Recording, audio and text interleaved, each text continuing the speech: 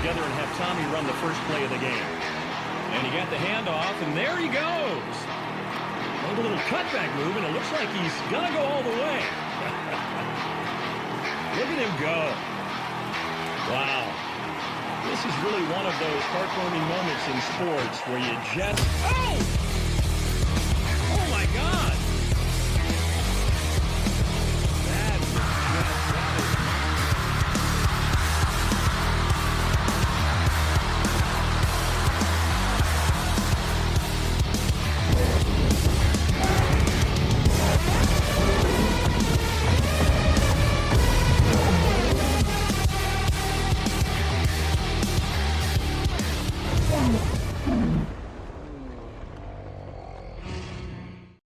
All right, what's going on there, guys? Real quick, Editor Sam here. You're going to notice a lot of little jump cuts in this one.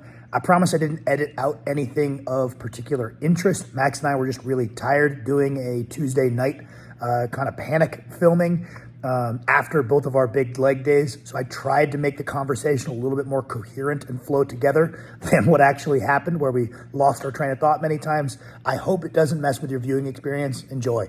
What's up, guys? Welcome back to Large Lads, the largest show on the internet, for episode 51, part 2. We actually... Attempt to. We filmed this on Sunday. Which is our normal filming day.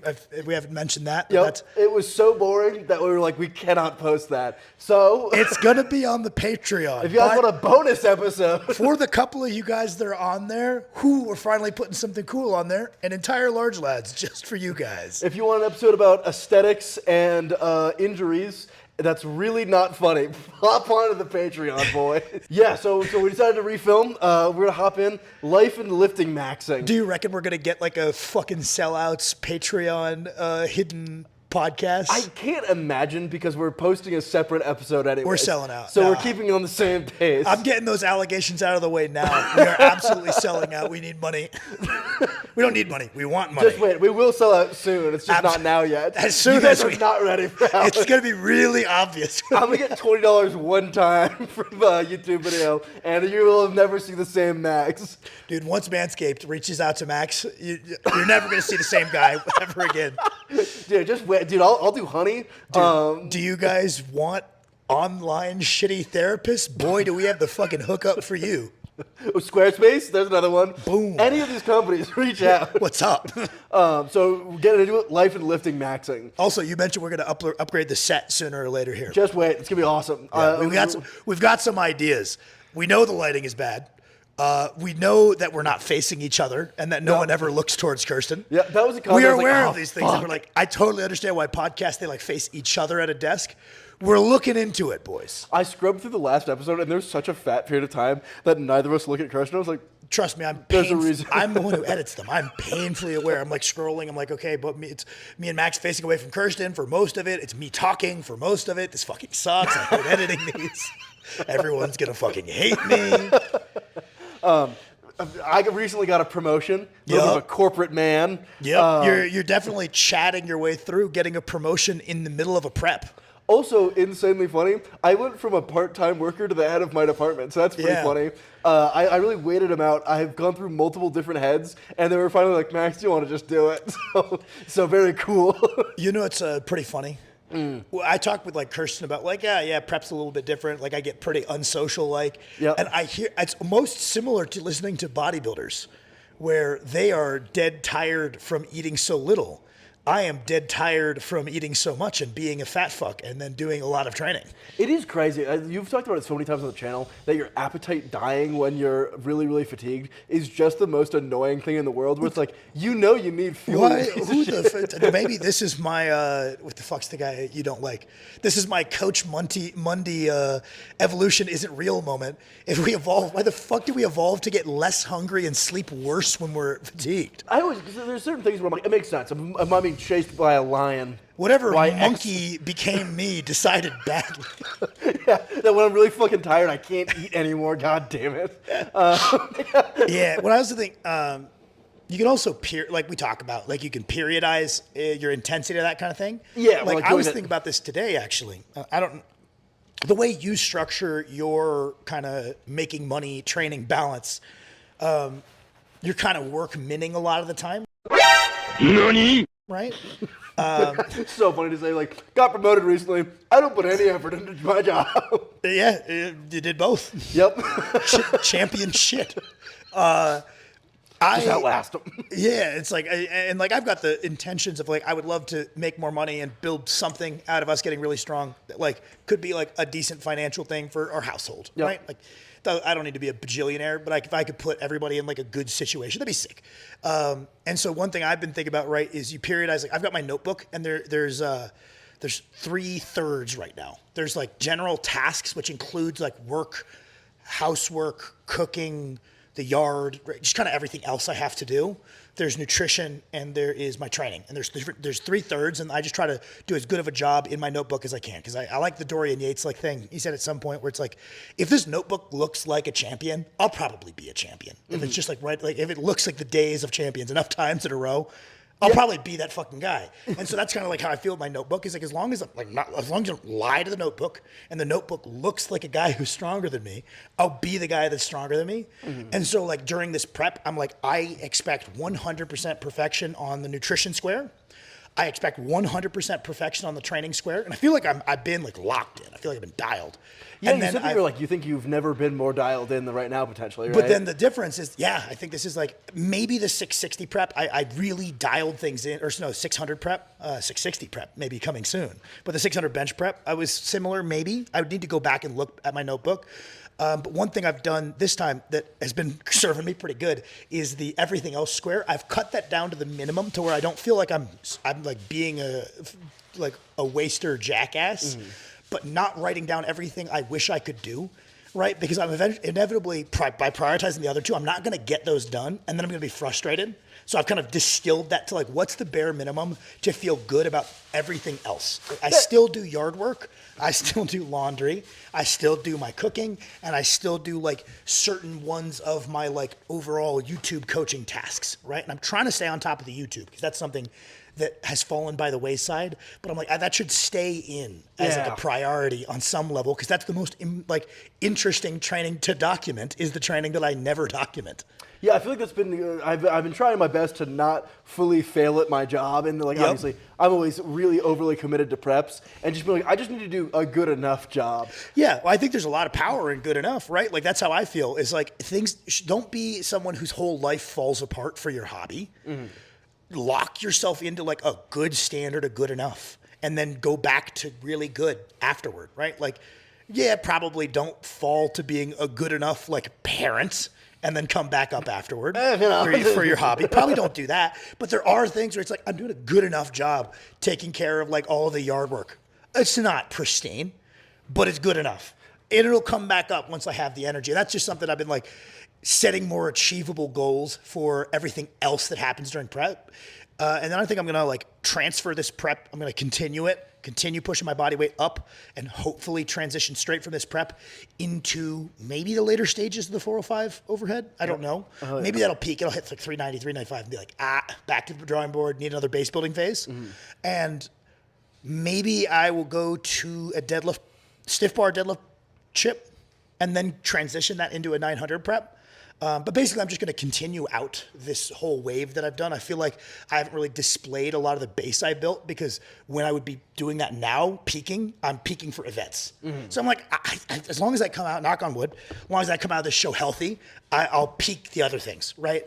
While I'm still heavy, see what I get to on the overhead, and then drop back into another base phase, drop down the body fat, cut a little bit, like get my cardio higher, all that shit. You know what's been a recent development in my life? I feel like I've gotten just big enough that I can't go into public anymore around drunk people.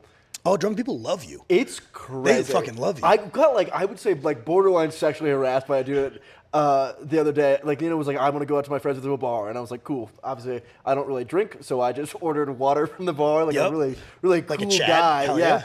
Oh my god, this dude would not leave me alone. I like nice dude, but I'm very strange because I feel like I was like could be just a big guy, like maybe he played football or something. Yeah. And I think I'm just reaching the point in which like anybody who knows anything about strength sports was like, I watch strongman. You do that. Like he just like wandered across the board, like waited. I like to think that drunk people would like me. I don't know. I'm never around drunk people. Yeah, obviously, because I don't go out at all. But like, and so I don't even know. I like to think I'm big enough that I would be bothered by them. Not that I want to be bothered by drunk people, but I like to think I've reached the point where I've earned that right. Much to my chagrin, I think you look a lot more intimidating than me. Yeah. Because I like look very large, but I also think I'm like a goofy, jolly dude. Yep. Which I think encourages drunk people to approach me. Yeah. I feel like you look a lot more threatening than me, despite that not being true. Of course. Not that they can refer to our boxing match. Fuck. We've got to redo it. Full force or nothing. I'll sleep you this Full time. force. I will sleep you this time. This is the only thing. You're fucking 4 inches taller than me. I need to have the older brother knockout clip. It's so funny and embarrassing having to be like, no, he can still kick my ass. Like, yeah. If I felt like I was losing that, I would immediately sign up for like MMA on my rest days. Yeah, it's funny because That's key. That's critical to me. There's no argument from me that's logical to be like, but I'm just taller, and you trained a combat sport for 8 years. Like, like there's 10. no reason that you shouldn't be able to whoop me. I think I do. You could probably wrestle better than me, which is why I need to fucking start doing some jujitsu so I can break your arm or something. I did. Yeah, I took one. I did one wrestling practice, so I know how to shoot a devil leg. Yep. You know, Well, I think because we're both shit at wrestling and have no experience, that's where you being 80 pounds heavier than me might be a fucking problem. Yo, in a boxing match, I don't think that matters. Call me Dustin Poirier, the way I'm just going to jump a guillotine over and over and over again. I'm learning a little bit more about MMA. Sam is obviously Mac, the MMA guy. This has brought me great joy. Max has been watching like random MMA YouTube videos and watching like edits, and like he'll come in and be like, Max Holloway's pretty fucking cool. I was like, yeah, he is. Let's go. Best is blessed. I told you guys, by the way. Let's go. Fuck Dustin. Not actually. Yeah, legend. But Holloway, let's go. I think it's because of the amount, like, I'm running out of, like, motivational lifting stuff. So I'm starting to steal the thing from you where you're like, I want to take things from many things. You can garner, dude, the amount of pressure those guys are under makes preps feel real easy by comparison because the fail isn't getting slept in front of a bajillion people. Also, Rob better win, man. I think Reiner DeRitter's a bad matchup. I'm so worried. Hey, my fellow UFC friends, you guys probably agree with me that RDR beats Whitaker, and I'm so sad about it. I'm really hoping I'm wrong. I was about the other Also, day. Paulo Costa's back. Oh, my God.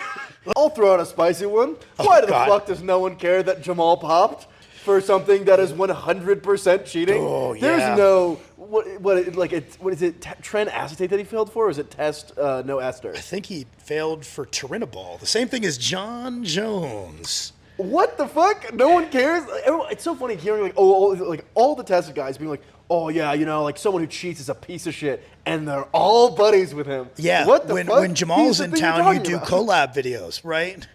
I think that's so whack and lame. Yeah, people not caring about that it is kind of crazy, especially because like around the same time Kelly Branton popped and that like ended his career, and you know anytime he posts something, there's comments be like, you cheating, fuck. Yeah, what the fuck? I think it's partially because Jamal wasn't he's good so tested. Well, it's because he's so he wasn't as big of a figure tested, and then also I think people like winners. Like the most unlikable personalities in the world will have fans as long as they're winning. Yeah, shout out Colton. I need to get rowdy with this episode. We're reviving Lawrence Lance. We've been getting less views. Yeah, we need to start doing specific call-outs. Joe Sullivan looks like a weird goblin. God. Next topic I was going to plan on hitting on is what's hitting in training right now. Everything. Let's go. Dude, I'm so unbelievably locked in. Everything is going well. That's absolutely I did the heaviest yoke I've ever done. It was fast. I did a log press PR. It had more in the tank. I'm definitely the strongest I've ever been on deadlifts. Everything's going good. Fuck yeah. I was gonna say mine. If someone who watches this, you might be too cerebral a little bit, right? Without a doubt. Sometimes just like kind of check yourself if you're like where you're supposed to be on the arousal curve. That's kind of been a thing, is that I've been overthinking a lot of my sessions. Yep. And I was just like, I'm gonna try and just get fired up, and it just made my sessions go better. I feel like that's been something that I've been like trying to push a little bit more. It's just like sometimes there are times in training that I benefit from just being like putting on a stupid edit and just going for it. That's part of how I know I'm really strong right now, is I am a little bit over fatigued and I can't get any adrenaline going. Yeah. And things are still moving. Like I'm hitting these sets like calm.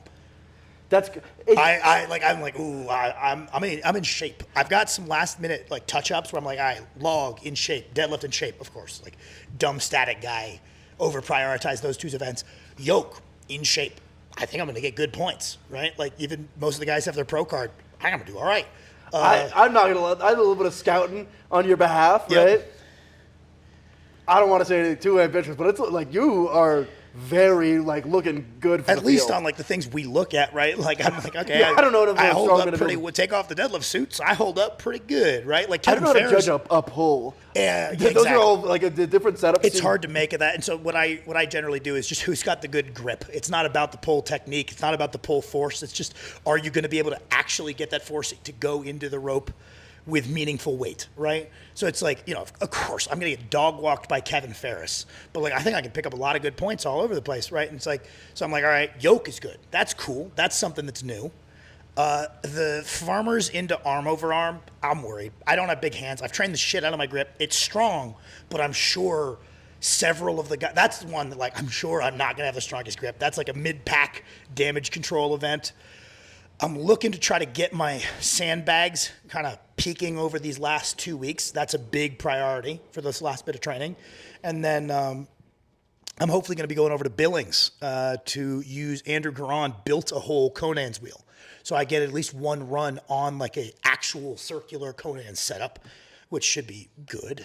As cringe powerlifter, you know what has been kind of a point that I've been taking an L on? I'm always like, I think it's like the idea of like how it's like golf or like a higher barrier to entry of like you need to have X amount of things to be able to do it. Yep. Is like cringe because it like limits the amount of people that can do it, right? Yep. And powerlifting is cool is because Highly accessible. yeah, the amount of LA fitnesses out there is crazy. So Yeah. the ability to like you can do powerlifting to a national level at an LA fitness. But as strongman gets more popular, and like we talked about in our first attempt at this episode, the idea of like strongman used to be like fabrication was a part of the sport. Yeah, and that like knowing a guy, collecting and building equipment. and I was always like, oh, that's so weird. Like I don't want to have to do that. Yeah. And the idea that we get farther and farther away is that is like.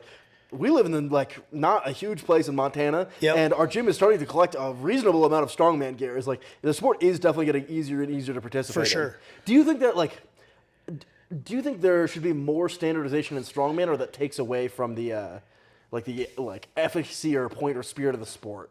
For like records, you need more standardization. Like I was looking at like the silver dollar, and it's like every time the silver dollar's done, the bar is a different length, and it's like this just isn't the same thing. I don't care at all about this record, right? Speaking of, you could take the silver dollar. I don't think I could, but I'm pretty good at silver dollar. You pulled the 1100, didn't you? Yeah, and like my first So fucking funny. try, I've never Zero done it. prep. Sam was like, oh, I'm hoping to get like maybe 900.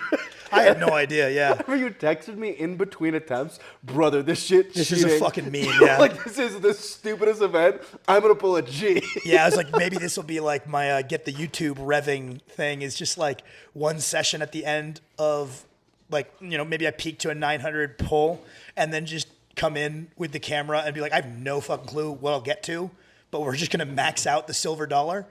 Oh, you sent me like it was like a warm up video of like 700, I think, and it looked like you were in a fucking power clean. It was so strange. It's uniquely easy. Yeah, I'm not gonna lie. I feel like that's one of those ones where I'm like, oh, whatever someone's like main deadlift accessory is like silver dollar. Spamming silver dollars. I'm like, brother, you gotta cut I am that doubtful about the carryover there, buddy. I think that's a anytime I see someone who really likes silver dollars and Hatfields, and I'm like, I think you're picking these two for the wrong reasons, boy. I remember he was doing a lot of those. I don't know what it was, right? But he was doing a lot of them, and he's the caliber of athlete that you absolutely have like a moral obligation to extend it. You can't just write out this guy's a fucking moron. Yeah, it's like that is a big thing. It's just like that's a big thing. If I was a bodybuilder, I'd be really frustrated that like I understand why. Don't get me wrong. I understand why, but the general perception being that all the people that are the best at doing bodybuilding don't know shit about bodybuilding. Yeah, they're all more juicing morons because this study says that the guys on juice gain more muscle than the guys who trained natty. Their opposition also is taking juice. Yeah, like if you're just the biggest guy at your gym and you're bigger than a bunch of natty guys, that does not mean shit that you know what you're doing, right? And it's like I understand the getting kind of frustrated hearing the worst fucking advice from some guy who's way bigger than you. Yeah, it's like, yeah, that shit's only working because of gear, right? There are a bunch of more. Like sometimes I'm like, man, I think people kind of throw the baby out with the bathwater. There's some really smart guys. Like some of the guys who are the most invested in lifting are the same people that would make the kind of weird decision to sacrifice their health. And then I think for 2 more seconds, and I was like, wait a minute, the average untested lifter that we've met is a paint-eating retard. Of course everybody hates them. You know, it's the rare exception that's like, because I was like, look at someone like John Meadows. It's like the guy who truly dedicated his life to this. Yeah, that's the same guy that's probably going to take PEDs. Some of the most invested, very smart people are like on PEDs. Why should we throw that out? I was like, oh, because they're a numerical crazy minority. Now that I think about it, it's some of the people with the worst temperaments I've ever met. I feel like something I've like learned as I've gone into life that I've like very reluctant to is like me and you are both like I really hate people who like feel this like really weird oppressive need to prove they're smart, right? Where it's like smart people will very like quickly understand the points that you're making are representative of you being smart, right? Yeah. And then I go into life and I realize the amount of people who will assume that you're like dumb and bad if you don't prove to them that like on like a weird like hierarchy scale that you're smart or to be respected is crazy. Like there are people at my job who like definitely think I'm like just so dumb. Have you seen your goggles? I don't wear glasses at work. That's the real issue. Yeah. Yeah. Now that you're the boss, you gotta start showing up with the goggles. I wore glasses on the day of my interview. Yep. This is that's why I got the job. I think there's something there. But yeah, no, because like I'll see bodybuilders or powerlifters where I'm like, dude, why are you overcomplicating it? And it's like, oh, because you're trying to distinguish yourself from everyone else. That's really, really stupid. Yeah. But I'm like, this isn't making your point. There's always the juice guy who's like trying to go over the top to prove like I'm one of the good ones, guys. And it's like, dude, just present your points. There's gonna be people who have been given the rule of thumb of never listen to juicers. They're not gonna listen to you. That's fine. Honestly, I get why. Right? Like I get comments like that where they were like, yeah, I'm not gonna listen to fucking you, right? And I was like, well, I benched 425. When I benched 425 when I was natty, you would have listened to me then. But you won't now. I've unlearned things, right? It's funny because I feel like it's just like that's the kind of person who's just like, I'm not going to learn anything from you. That's fine. It's like if you bench 425, that's crazy genetics. It's like that's true because that is the counter argument that people bring up when they're like, all right, wait, but like yeah, of course, if you're beating a bunch of natty guys and you're on gear, that's not an accomplishment. You get no pat on the back, especially when it comes to bodybuilding, right? Because whoever you think is natty, right? Let's just say you think the top powerlifters aren't natty. I think we can all agree that the strongest natty guy is closer to the strongest not natty guy than how big the biggest natural bodybuilder is compared to the biggest untested bodybuilder. Yeah. There's a bigger effect on size seemingly than strength, right? For whatever reason that may be, that gap seems to be bigger. But like that is the point, right? Is like people are like, oh, well, but he's beating other guys who are juiced to the gills. And they're like, yeah, but then it's just genetics. And it's like, oh, so his training doesn't matter at all? I have a hard time believing that's true because he's competing against other genetic elite guys who are taking a bathtub of gear. At that point, we're back to nutrition and training being heavy deciding factors. Yeah, I just like because you're competing apples to apples, of course, right? It is so funny, just the idea of like the level, like the variance in like quality at the highest level still, where it's like no one is doing a horrible job. Like every now and then there is. That's fucking God. I hate that. Yeah. Okay. But then it's 99%. That's 90%. indicative of someone that just could be a world like that. Like in strength sports world, that's someone who could have been John Hack. That's someone who could have been Colton. That's someone who could have been like a multi-time Mr. Olympia. That somehow is habitually like a 5th place guy with no effort. Is like a squandered like god tier guy, and we've seen some of those guys come and go. It's always so funny whenever it's like, oh, John Hack is the like 1 in a million genetics and powerlifting. Where I'm like, there's several guys that there's like 20 guys who if they were as dialed in, like as much as John Hack doesn't explain himself well, he is very thorough with how he prepares. That guy undersells. He undersells so bad. He's a very smart guy. Super locked in diet, really hard, effective training. Collected a ridiculous amount of data on peaking, right? Like that's something Lucas and Alec talk about. Is like they're like we have so much data on peaking because we've worked together without bouncing coaches. We know exactly how he peaks. The only people who have more data than us is Thor and Sebastian, who have done even more peaks together. And guess me and you. those. I'm saying of top strongmen, and it's like, guess which guys peak exactly on time every time because they've collected a bunch of data. John is the same way, where he knows exactly what a normal 5 weeks out is. Oh, I'm ahead of the curve. Like push a little harder, pull back. Like there's definitely an art to his singles. It's not very percentage based. It's very feel based, but it's clearly well calibrated. I don't think it's this like he's just getting away with being a Mongo type of thing. Yeah, it's crazy. You've probably run me through 70 peaks. Like 70 full training blocks? Full blocks, yeah. That's a wild idea? Yeah, so it's a lot of data, right? And like we always peak on the right day. We've never peaked on the wrong day. We haven't peaked early in probably 6 years. My bench has, but also kind of on purpose. Yeah, we do peak the bench on purpose, by the way. Like we kind of have taken the philosophy to just be in good benching shape and then go do a bench that's within your capability rather than trying to get this really dramatic fatigue drops, like unveil the strength, go for a weight we haven't touched. We find because bench is the finickiest lift on the day and there's a variable pause command and your nutrition is inevitably going to be a little bit off what you would love if it was because of nutrition, or because of anxiety. We take a little bit of a different approach. I think a lot of the good full power guys take that same approach on bench, where they don't do this like exaggerated save it for the platform. Just be a good bencher and then go do something you can do. Because even like the really, really smart coaches just seem to be like, just take a reasonable bench attempt. Yeah. Like I'm not going to write a program that it seems like can't write a program that magically peaks someone the same way that I can on deadlift. Like I can prepare you for maybe a massive PR without taking anything indicative of it. Yeah. I can't do the same for a bench. We're going to take reasonably what we think we can take. Even like someone like Taylor Atwood is like, always like he's like 40 touching pounds below his gym bench. Yeah, and he seems just to plan on that. Like that's just how it works for a lot of guys, right? Like that Japanese bench fella who did the 600 Larson, right? Like he bench 550 in comp. He didn't even bench 550. I don't think he did like 530, right? Damn. And it's like it's just like get in really good shape. You know exactly what a comp bench is versus a gym bench, and you know there's a difference. And we go do something within our capabilities on the comp side, right? Like. It's funny, I got a comment on like the video I made that was like the most important skill for getting big and strong. And someone was like, the thumbnail was me being large. And they're like, yeah, the most important skill for you is knowing where to put the needle. And I was like, that's not very much of a skill. And unfortunately, that was the easiest part. Everyone I compete against knows that skill. So I'm looking for one to maybe differentiate me a little bit from my competition. Like I'm not, that's always just a weird point is like this inherent, like you're cheating in this competition against me. And I'm like, who are you? I'm not competing against you. I enter untested competitions, right? Like I suspect I might have beaten you back when I was natty, but I'm not competing against, I don't know who you are. We're deeping up into the video. Once I do 1,000 kilos, I'll be hopping on.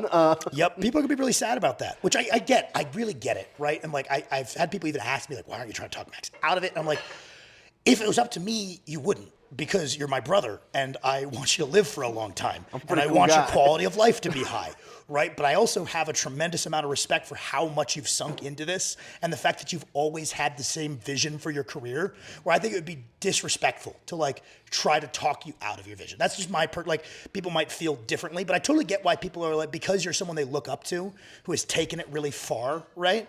And you know, you talk to like guys like Freaky D, who, by the way, Freaky D is our OG. Shout out Freaky D. We love that guy. But he like, there's a not just this is a smart calculated decision because health, like what the fuck is, it's not worth your health, but it's also a point of pride, right? And it's like, it's not how you've thought about it, right? And it's like, but people see you and they're like, they're people with that sense of pride, which is sick. Compete against other natural people. It's badass. I just don't, I don't see why anyone would ever talk badly of it. It makes more sense. But I get why people would be kind of like sad, right? To see like the passing of a legend. It's very funny because I'm not going to make like a pro gear argument. Yeah, please don't. Our first demonetized video, I go on a 20-minute why all steroids are awesome rant as a natural guy. Yep. But I also like, I don't know, I've always been on like, obviously people can do whatever they want to and they're going to regardless of what I say. There's some amount of like, I feel like you should have to kind of earn your right to hop on a little bit. And it's like 1,000 kilo total natty is that trajectory. If you look at the list of guys who have done that, it's like, okay, these guys all then panned out to be top untested guys. It is crazy to look at that list and be like, I know every single one of these names. Yep, they're all names we know, right? And it's like, okay, that is a list. You know what I've got to do? I've got to make sure whenever I hop on, it looks good in terms of like... Make it obvious. Make it shit obvious. I'm going to try and prove that I was fucking natty. We're going to go conservative. Like, just by the way, don't expect Max to morph into Eric. Like, we're going to go pretty slow. Just so you know. When I said that, I've also meant like I'm going to train really, really hard. Yep. And just like obviously reap the benefits of the. Yeah, and like then that's part of the whole thing. Is like there's you're either tested or you're not tested. You don't get bonus points for being like a low dose guy. Except you do get bonus points when you live longer, right? So it's like there's something there. It's harder, but it's maybe points in the master's class. Maybe the path worth walking. I don't know. Like I don't know. You have anything else to talk about there? We'll see. I don't know. I honestly just wanted to say really funny, and then I was like, oh fuck, I gotta make sure it pans out well. I've got to make sure on my open powerlifting you can tell. Yeah, I mean, we'll take a bit of a time, like to spend away from competing again. Really, because we've been looking for that'll be another period where we zoom your training more general again for a little bit. We're gonna do some farmers carries. We're gonna do some more stuff in the frontal plane. Just kind of rebuild the generalization to make sure that you have the durability to push into like big new weight categories. Yeah. I might do like a little mini cut, just because obviously I want the most runway of like size that I can put on, and I'm not that far from as heavy as we thought I would ever get. Yeah, we always said 360. I think I was always like 370, which I'm fucking 15 pounds off right now. Well, I think that's still true. I think presumably I'll be able to pack on meaningful more muscle and be the same weight now. A better composition 350, 360 for a while, and I think peak 370. I assume I'll touch a 380, 390. Oh, no, you're right. We're going to get, like, we're going to. When we're like 1,000 squat, we're going to body weight max like idiots. And then I drop my second and third pull. You're right. We're going to do that. Like, you're going to nuke your deadlift when we, like, chase down the 1,000. And then I have to cut. Have a one-meet deadlift regression because your hands got too chonky. I have to relearn how to squat 1,000 because I definitely body weight max for it. Yeah. Very funny. We were talking to our family, and my sister went, Max, have you been 400 pounds yet? And I was like, yeah, it's so funny because It's such a spectrum too, though, because our uncle goes, hey, what do you weigh, like 280? Well, because Piper just keeps hearing my weight go up and up. Yeah. And, like, I understand that 350 is such a nonsense weight to an average person. I love that her guess of 400 is closer than our uncle's guess of 280. Well, I get, like, 260 all the time. Partially because people are looking at a fat dude and going, like, oh, yeah, you look 220. They're being nice. Part of that's being nice. I think part of that's being nice. I always get like undershot numbers. Yeah, but like if you're not a fucking weirdo that stares at dudes that lift weights all the time and looks at their body weights, I'm good at guessing. I know. Me and Max are elite at guessing people's body. I'm like, that guy looks short relative to the plates. He's definitely 220. I don't care that he looks like the Incredible Hulk. He's no more than 215 pounds. Yeah, that's such a weird freak. I feel like I could be one of those carnival barkers that has people step on the scale. I think I'd be pretty good at it. I agree. Also, what a horrifying position at a carnival. You're big, though. It's fine. That's fair. Until you get shooted. Yeah, maybe not here. The other, we went to a carnival recently. They got rid of fair, the rowdy clowns. That was an insane thing. No, those guys were pretty funny. Ever see those? They just like make fun of people, call them gay and shit. I like that. That's funny. Encourage them to throw the ball. It really and dunk added them. to like the spirit of like. Man, the people that run the fair are some unhappy fellas. I feel like that adds to the aura. Just a bunch of evil. Like people conning people out of money that look like they're addicted to drugs and look really grumpy. And then like the guy who just dresses up as a clown that gets to say things he wanted to say. The last little section of this I was going to talk about was jock mode versus dork mode lifting mentality. Yeah, we kind of touched on that a little bit. Yeah. The longer I do this, the more I'm like, reality is not always the most important thing, right? Like, I think sometimes calibrating whatever like gets you jazzed, being your belief, whatever gets you doing the things you consistently need to do, like to the point where like I hear like bodybuilders say that they're gonna, like tear up the fascia and that's gonna create more room to grow. That more than likely is not fucking happening. right? Like, so you're like, I'm going to break up the scar tissue is what's stopping my, like Martin Fitzwater has lots of theories like this. I can feel that my brachialis has some scar tissue. It's stopping it from growing bigger. And it's like, more than likely, that's not the case, right? Especially if someone digs their thumb into your bicep so hard that it breaks scar tissue, you're going to break the skin because skin is weaker than scar tissue. You're going to be they're going to have mauled you. Dude, some of those ones where they do like the grass and shit, they're beating the shit out of those dudes. But him believing that so thoroughly, that guy never misses like body work, right? And, you know, you can get into like, where's body work in the research? I think for very large dudes, it is important to preserve the mobility to potentiate good training. That's all I'm claiming. I'm not claiming any fascial stuff, but it's important, right? Like, you know, a lot of the top guys swear that it does make a difference for elite performer big guys, right? And it gets him to do it consistently. Or like believing that this exercise isolates your VMO. Not possible. But the fact that you believe that means you're going to full send those weird leg extensions and you're going to make better progress. Like, and like, you know, there's a bunch of old like golden era, silver era training theories that like doing this on your calves like makes them shaped different. Yeah. Honestly, fuck yeah. I think the guys that actually believe that get better results than the guys that have a good understanding of like, yeah, muscle belly shape is largely genetic and, you know, like recite to me a bunch of good points. Hey, Ted Word. Wizard Dog has seen nothing and freaked out about it. I don't know. I think those guys who have those crazy theories, I'm like, they get sick results. Like the guys I've met at the gym that are like, this thing really builds your inner chest. And it's like, he's got a good chest. As I've gotten older, I've been like, positivity is cool. 100%. I don't like people who are constantly being negative. They're fucking everywhere, and I don't like that. 100%. I just like, it's become like a thing of just like, it's off-putting to me when I meet someone and like the first 8 times we've talked, you've been like really like negative about other people. We're like, Yeah.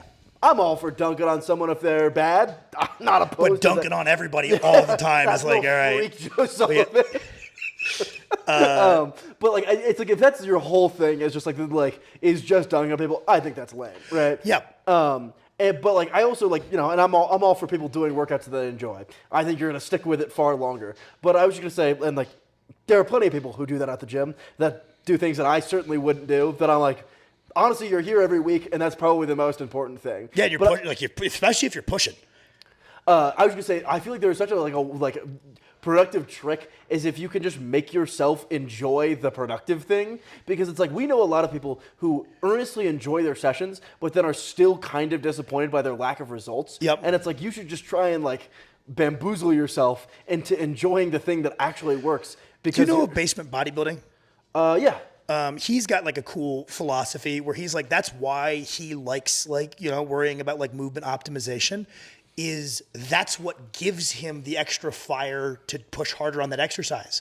Is he's like, yeah, I know that any bicep curl is going to get me at least 90% of the result, but I'm getting an extra 2%. Mm-hmm. That's cool. And that gives you like a little bit of extra gusto. I think that's one way you can get a foot in the door in like getting mentally bought into the best thing. I'm sorry, I've been cutting you off a bunch again, and I'm going to blame it on being tired. It's definitely not me being a dickhead. I swear. No respect. He has no respect for his brother. Like, that negativity thing, I've always thought like, all right, the mentally strong guy gets himself to do the hard stuff and gets results.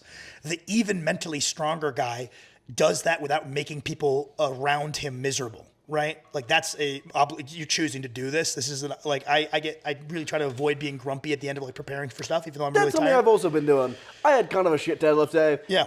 This is just a little PSA and something that I personally need to work on. I had a shit deadlift day and I was real grumpy. You noticed that I was super grumpy, and we had to go to the fair. I walked up to him after his set, and he just goes.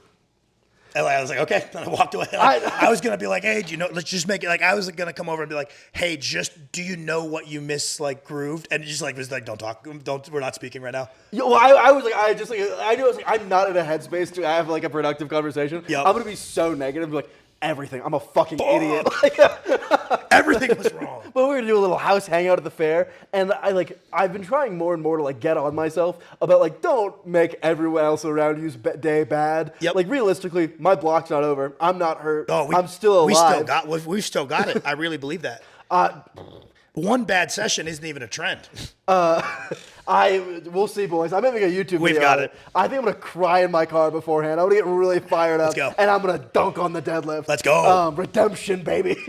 But like just not ruining everyone else's I could day. tell you steeled yourself to like still have a good time, and I was like, good, a seal of approval from me. But the tier above, right, not negatively impacting people around you. I was like, the chattiest guy, the mentally strongest guy, that's gonna be the physically strongest guy.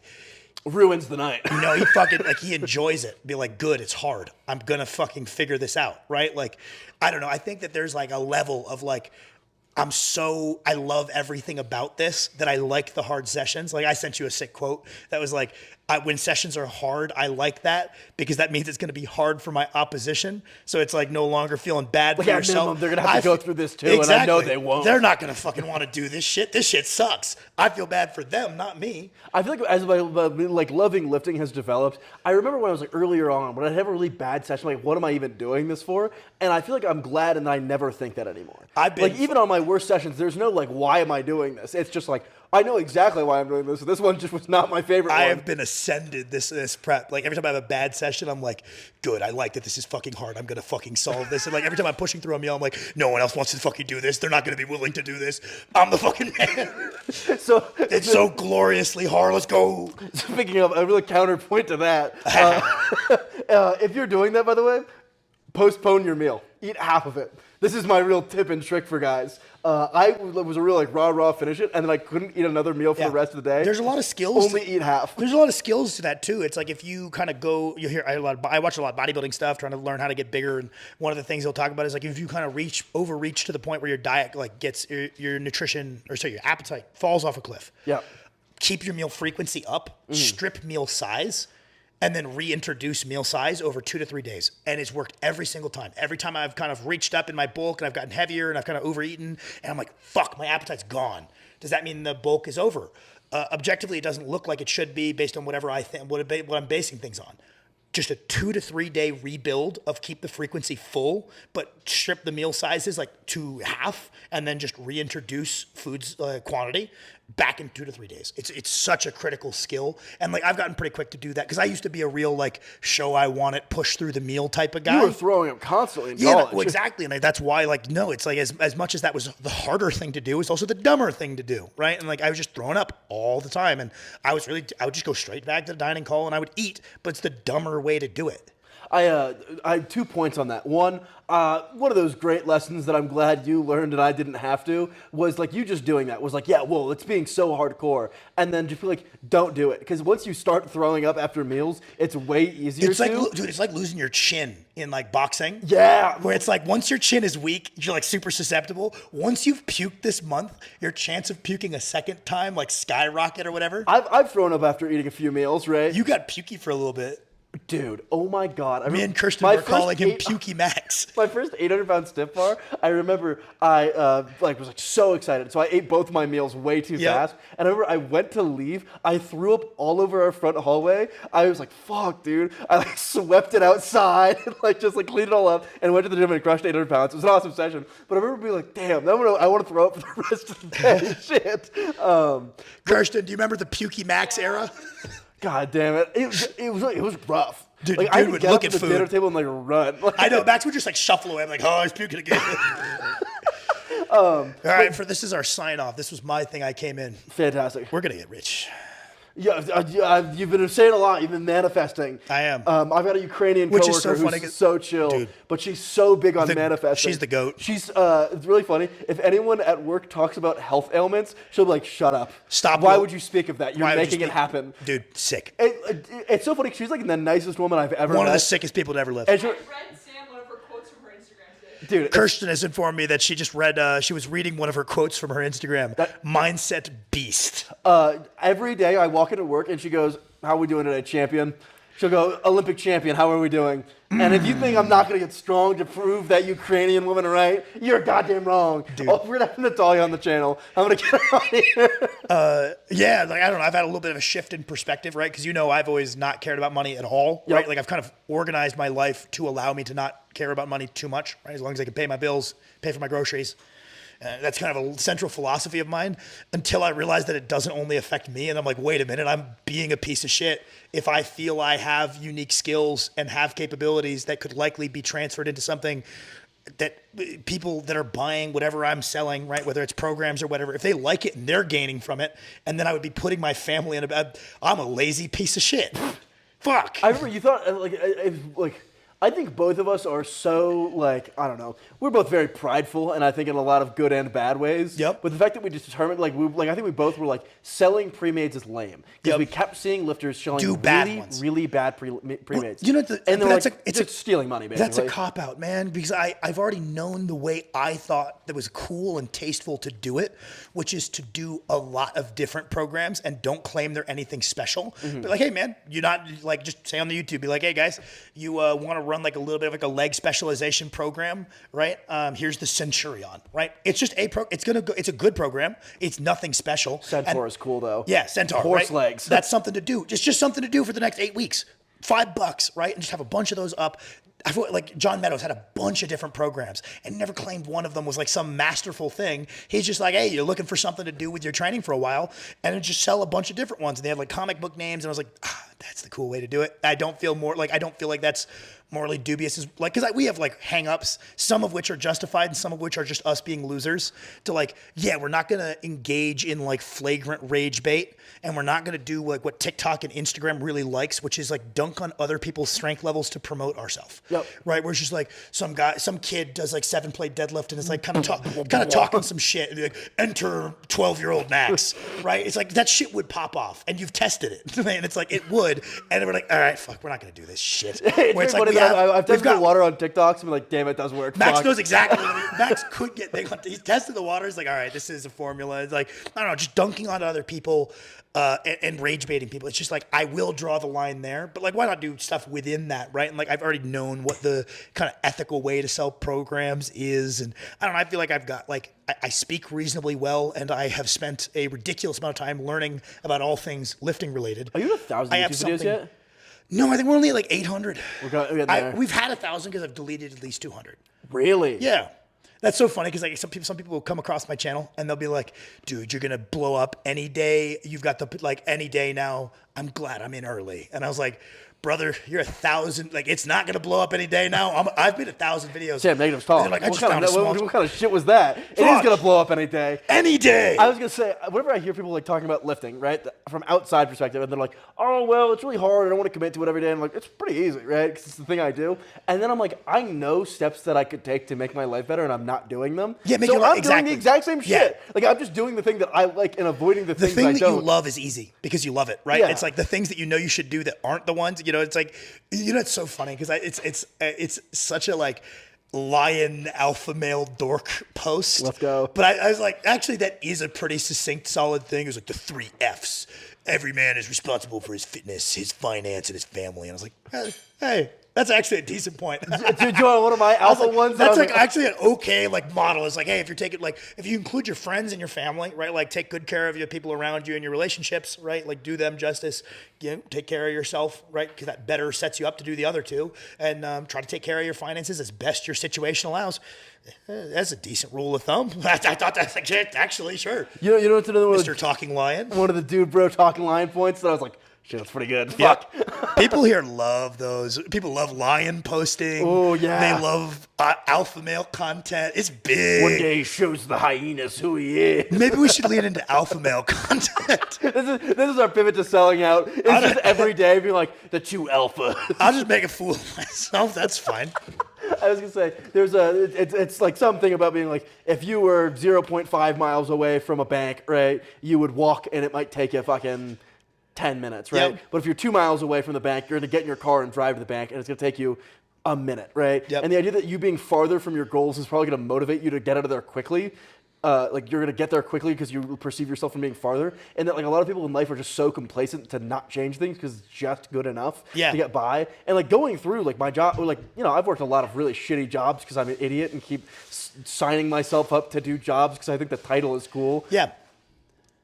A lot of times I've been tire thrower, fucking awesome. Max's desire to have a like macho job and then his hatred for how much those fuck up his training has been a long time clash. It's so funny and stupid to be like, pretty cool alpha job, nail puller. And I get there and I'm like, fucked up my back for deadlifts. They'll just be like, all right, we're looking for a real man who's gonna go hammer these nails with his forehead. And Max is like, hey, real man, I'm Doug Young. I worked there for 2 months and then I realized this was really stupid. Yeah, Max signed up for that lumber yard expecting it would give him a beard and chest hair like Doug Young, and it didn't work. He was just tired. I just got a He was just sunburned and tired, yeah.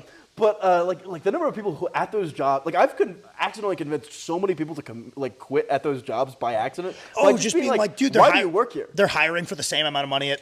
Dude, yeah, the number of people drive pizzas, and they're like, oh shit, and it's like you made an awesome point, which is like it's not even like, oh, I'm like too complicit in my life. It's that everyone's so tired, where it's like, like I don't know the level of tiredness a fucking dad has, who's working a nail pulling job, and there's some amount of like real arrogance of a 17-year-old showing up and being like, you're just gonna work, drive fucking pizzas. But also, it's like the idea of like going and putting in your application probably does sound like fucking exhausting when you're getting off a 12-hour shift. Well, it doesn't cross your mind. I think it's not that it sounds exhausting. I think it's that it doesn't cross your mind because you're tired. But that's why once you floated the idea out there, they're like, fuck, yeah, I can do that. I remember there's a guy who's basically just like a mechanical engineer at one of my jobs. And I was like, why the fuck do you work here? You get paid like worse than I do. Yeah. And he like 2 days later walked up and like hugged me. I was like, dude, I'm quitting today.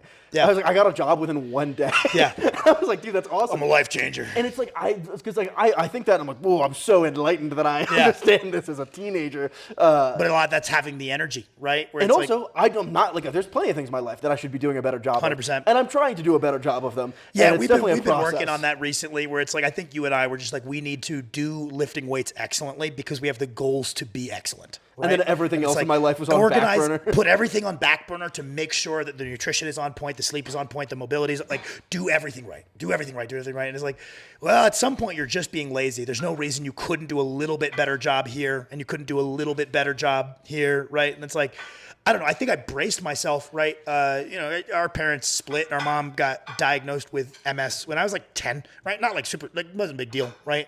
But like we went from having middle class to like lower money, and like we were not middle class. We grew up rich, boys. Yeah, we had big bucks. We were money. Loaded until the age of I was like 7. The recession mogged our family. It's so funny whenever like the lore drop that we were so rich until we were 8 years old.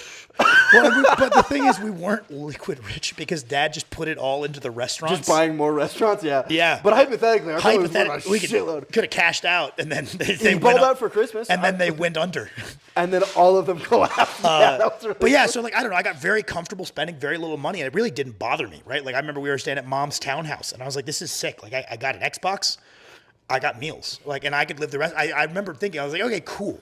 I know I can live at this for the rest of my life. And like, I'm like very, very comfortable.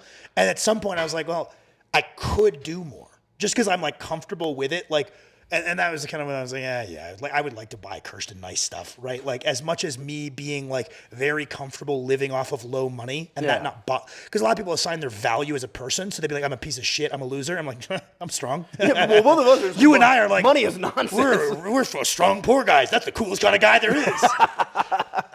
And so I was like, I'm super comfortable with that. I was like, I could be doing more without compromising my goals. Why not, right? Just don't be fucking lazy.